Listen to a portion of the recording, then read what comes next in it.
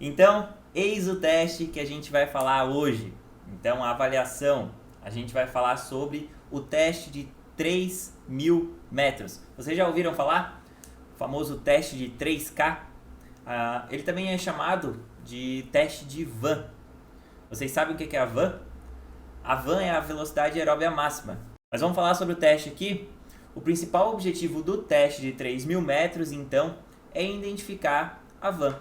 Então, a van ela é mais adequada para corredores de rua de longas distâncias, né? Acima de 5K, acima de 10K.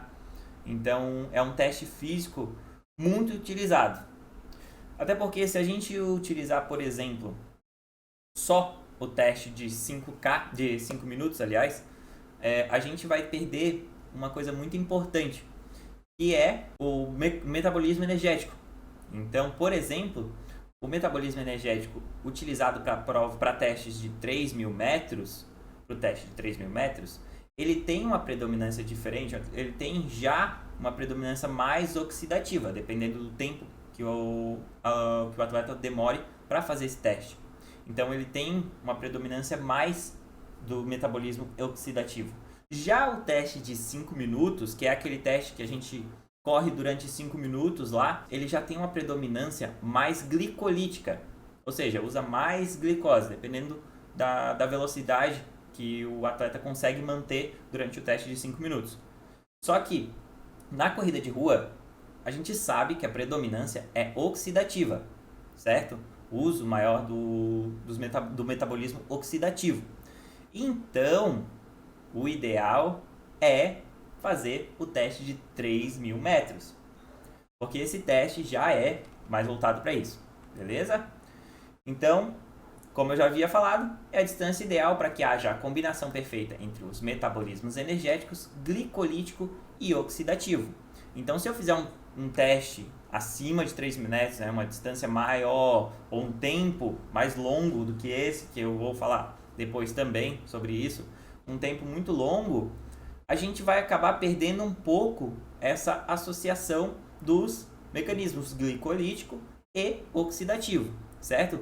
Uma coisa interessante é que se você pegar uma prova de corrida, se você é corredor aí, você faz longas distâncias, por exemplo, 21, 10, 5, se você pegar tempo real mesmo, se você pegar o seu tempo de 5K, seu tempo de 10K e seu tempo de 21 e jogar numa fórmula, por exemplo, a fórmula geral da Associação de Medicina do Esporte, se você jogar esse tempo na fórmula, vai dar resultados de VO2 diferente.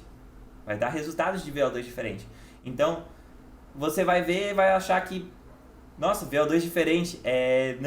Não é VO2 diferente. Isso quer dizer que o metabolismo energético, né, o metabolismo bioenergético que você está usando é de maior predominância oxidativa. E a gente já sabe que o oxidativo mantém uma intensidade menor, certo? Então o oxidativo ele não consegue manter uma intensidade tão alta quanto o glicolítico, que seria no caso dos 5 minutos ali, do teste dos 5 minutos. Então você não consegue manter uma velocidade dos 5 minutos no teste de 3.000 metros. E se você manter a velocidade dos 5 minutos no teste de 3.000 metros, o teste de 5 minutos você não fez certo. Isso é fisiológico. Então, o teste de 3.000 metros é ideal porque ele tem essa combinação. Ele não é tão longo para ser predominantemente oxidativo e não é tão curto para ser predominantemente glicolítico. O teste de 3.000 metros é para todo mundo? Não. O teste de 3.000 metros não é para todo mundo. Normalmente, a gente faz ele para intermediários, para atletas intermediários. A velocidade do teste ela só vai ser fidedigna se o avaliado conseguir completar o teste em torno de 10 minutos. Não significa que passou de 10 minutos, deu 11 minutos, ele não vai mais ser fidedigno. Não, ele pode ir até 12, ele pode ir. Só que ao passo que ele for aumentando esse tempo, ele vai diminuindo a fidedignidade dele, por conta daquilo que eu já tinha explicado, do metabolismo oxidativo. Quanto mais ele demorar, menor é a intensidade que ele vai manter naquele exercício. Se o seu atleta não conseguir fazer em torno de 10 minutos, se ele passar ali 15, 17, até cerca de 20 minutos, o ideal seria realizar outro tipo de teste. Temos o teste de Cooper, por exemplo, que é para iniciantes, e o teste de Cooper pode haver caminhada no meio do teste. O teste de 3.000 já não pode, certo? Então preste atenção, o seu atleta tem que pelo menos correr 3.000 metros sem parar em torno de 10 minutos.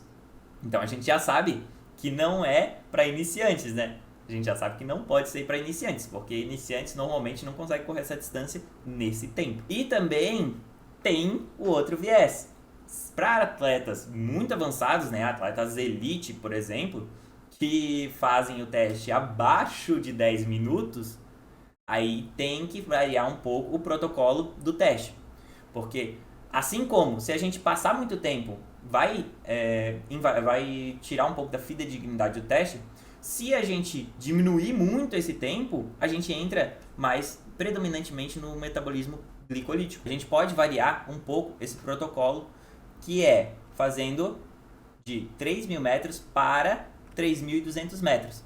Então a gente aumenta de 3.000 metros para 3.200 metros para atletas avançados, atletas top class, atletas elites, assim. Porque atletas que já completam esse teste abaixo de 10 minutos. É uma velocidade bem alta. Então, isso realmente vai ser bem difícil de acontecer. Isso realmente vai ser difícil de acontecer para poucas pessoas. Aquelas recomendaçõezinhas antes de executar o teste: ter uma boa noite de sono, não ter ingerido bebida alcoólica, não ter tomado nenhum medicamento, ou não ter fumado, e também tem que estar bem alimentado. Se por acaso seu avaliado falou que está tudo certo, ele cumpriu as recomendações desse teste, beleza, vamos começar com o aquecimento. Então, a gente diz que ele está apto a começar e a gente inicia o aquecimento. O aquecimento é simples, 5 minutos, uma caminhada leve, pode ter um trote ali no meio, dependendo do nível de condicionamento físico do seu atleta, certo? Fez o aquecimento, a gente vai para a aplicação do teste. Então, como é que a gente vai iniciar o nosso teste? O avaliado fica posicionado numa linha de partida imaginária. Você não precisa fazer uma linha de partida no chão, né? Você imagina um ponto de partida e pronto para iniciar o GPS. Aí aqui tem mais um ponto importante. O seu avaliado, é ideal que ele esteja com GPS, seja no relógio, seja no celular, porque um dos pontos cruciais é a distância desse teste. Então, não tem como a gente ter uma fidedignidade tão alta só calculando a distância. Seja de relógio, seja de celular. Hoje em dia, o GPS, aplicativo de GPS está gratuito. Vai lá no celular, baixa um aplicativo de GPS, bota no celular e faz o atleta correr com GPS. Porque é muito importante, vai ficar muito melhor depois, quando eu explicar ali você vai entender, o depois desse teste, certo? Sempre use um GPS. Então, o pós-teste. Realizou o desaquecimento, a gente vai coletar a velocidade média que a gente obteve no aplicativo de GPS. Viu como é importante ter o GPS? Se a gente não tivesse o GPS ali, a gente teria que fazer a velocidade média de acordo com o tempo que ele percorreu aquele 3.000 metros.